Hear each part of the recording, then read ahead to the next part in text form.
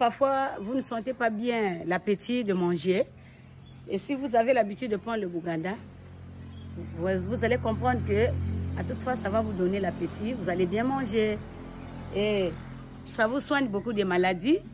Parfois, si vous avez des constipations, le maux de ventre, parfois des hémorroïdes, ça soigne. Vous mélangez avec d'autres produits et ça vous soigne. Si vous avez aussi les faiblesses sexuelles, ça vous soigne aussi le Buganda là. Donc ça a beaucoup d'avantages. Voilà pourquoi quand on prend ça, ça n'a pas des inconvénients, beaucoup des inconvénients dans le corps. Malheureusement que quand on prépare, on ne connaît pas à peu près le degré de la puissance du vin, mais au moins de l'alcool, mais ça n'a pas trop d'inconvénients. Ouais, voilà pourquoi vous exigez de prendre au moins le quart. Voilà. Donc il ne faut pas beaucoup prendre. Si vous prenez en beaucoup, c'est déjà mauvais. Ça peut vous rendre malade. Mais si vous prenez un peu, c'est du whisky, hein? C'est du whisky.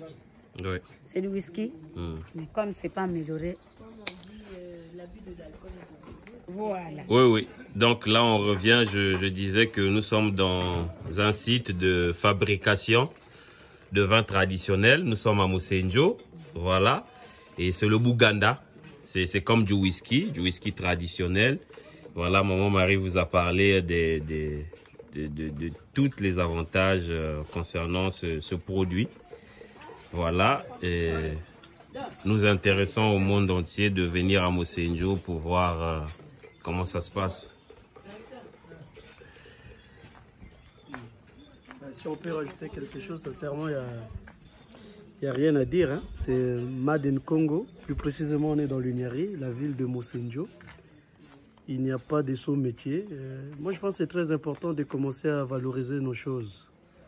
Le Congo a l'habitude de trop importer. Là, c'est fait encore traditionnellement. Mais ceux qui ont l'argent, ceux qui ont les moyens, peuvent toujours investir et permettre à ce que un jour le Congo aussi soit capable d'exporter quelque chose qui est fait 100% au Congo avec les techniques typiquement congolais. Écoutez, je le prends puis il n'y a rien à dire. Hein. J'ai pris du vodka en Amérique, Jack Daniels, tous ces trucs-là, mais là, sincèrement, je me retrouve. Okay. Et moi, j'encouragerais tout le monde. Ceux qui ont parfois un peu des moyens, qui n'ont pas le temps de créer un business ou bien qui veulent soutenir le pays, vraiment, il faut prendre des initiatives comme celle-ci. Comme vous avez dit, c'est le Made in Congo. C'est très important. Aujourd'hui, le Congo importe tout. C'est très important que le Congo se relève et qu'il se dise « je suis une nation et je contribue dans la planète ». Et sincèrement, vous pouvez le voir, mais goûtez-le, c'est différent et c'est bien. Pourquoi les expatriés ne viendront pas goûter, consommer ce qui est congolais? Souvent, quand tu es à Brazzaville, à Pointe-Noire, ils arrivent, ils sont toujours dans les jacks, dans les moettes, les champagnes, typiquement exportés. Mais là, quand on est au Congo, c'est bien de consommer local. Sincèrement, maman, bravo. Bravo. C'est très bon. Bravo. Ça, c'est ce qu'on appelle de l'entrepreneuriat. Et dans le cadre du développement, c'est ça.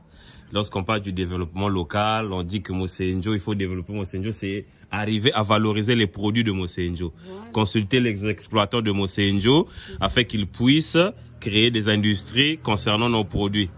Et puis voilà, ça va aller. Merci beaucoup. Merci. Au revoir. Au revoir.